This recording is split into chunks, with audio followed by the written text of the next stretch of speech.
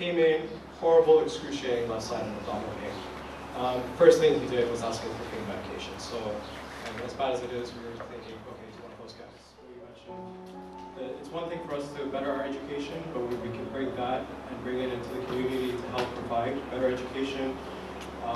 That's, I guess, one of our biggest missions here with the scholarly activity that we've been trying to do, is help give back to the society with the knowledge and the education that we've been getting. So we really appreciate it. Thank you very much.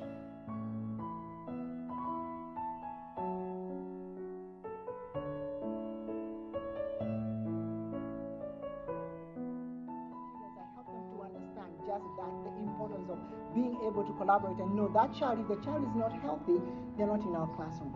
And if they are, and they're having, some certain issues, health issues, we need to be aware. And while we are not going to treat them, but just to be aware and know how to point them in a certain direction. That's how I ended up in Vietnam. I was also in Malaysia. I ended up also in Indonesia. And I'm at the university in the classrooms to see how teachers are trained. I'm also working with the support system. That is, we'll go to the hospitals and see where are they really getting the care, whether it's at home or within an institution, and then ultimately when they are in the classroom. And so that was more of the recent work. I'm due for another sabbatical from January. So from this January 25, I'll be back in September. And what I've done is those countries I've mentioned, I was born in Kenya. And I was raised in Kenya and got all my education up to my bachelor's in Kenya. And sometimes when the students ask me, then, people in the community, how did you end up in the US? So I say the short answer or the long answer. The short answer, I say I followed the money, and they laugh. But actually all I'm trying to say is that there were scholarships. And with those scholarships, I was able to come for a master's initially. But then after that, another scholarship from my dean led me to take on a PhD program. And after I completed my PhD program, I was given a job offer. I started at Ohio State University in Columbus, Ohio. It was a bit too large for me, almost 70,000 student population. And after about 2 years with a very young family, 18-month-old and another one on the way, I sought a smaller institution. That's how I ended up in this area. And like I said, it's 26 years.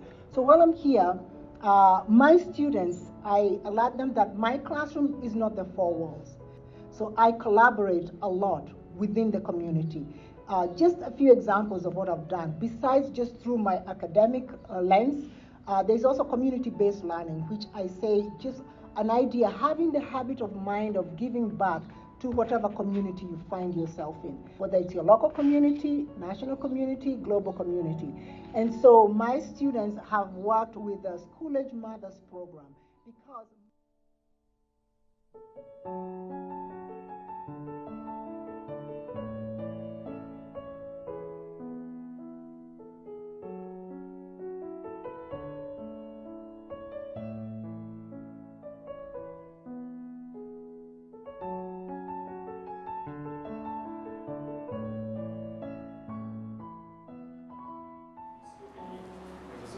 So this is the 50 years in which you have a history of Jared, has a history of smoking, and basically visits to the hospital because he has been treated for the last 4 weeks for COPD exacerbation. We think that something like hematoma or something, because he was on Eliquis and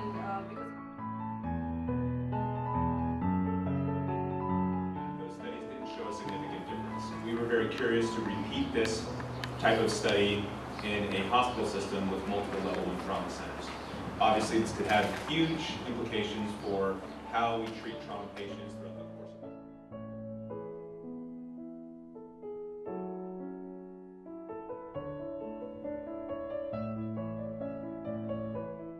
close to 75 years, which shows that most of the elderly people are the ones who are getting the traumatic brain injury and not just the younger population. What do you think? Contact sports and road traffic accident.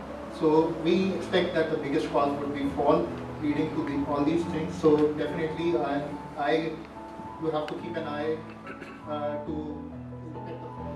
So today I'm going to talk about a very rare case that happened in one of the very unfortunate young females. This is a very rare case with a very rare treatment. That's what makes it very interesting. And we have other differentials beside the delayed neurologic sequelae of carbon monoxide poisoning. We have Lewy body dementia, which also present with. Okay, you saw me very disappointed every time I am resident in one movie. It's because I'm from family medicine. But I'm also very proud that family medicine was also represented in terms of the presentations that were done. The fact that we didn't win anything or we did not win something doesn't mean that you lost. The courage for you to be able to pursue this case presentation today is a win, but it's because she likes to hang around President a lot. We work with her 5-1, we love her so much. She has actually been one of the faculty members at the Wright Center who has encouraged us as the research committee to pursue not only research but also pursue the launching of the journal that we started last year in December. Dr. Simon, thank you so much. Talk about governance. Now the students will not just be going for their teaching practice or their clinicals. They can actually be paid. Hopefully they will stay in the profession. But that gives you a really short snippet of what is happening, around the country in terms of the teaching profession. But thank you for your time. I'll be open to any collaborative partnerships, and please feel free anytime you want to come to the University of Scranton. I am there until November, right, when the semester ends. Okay, thank you so much for your time.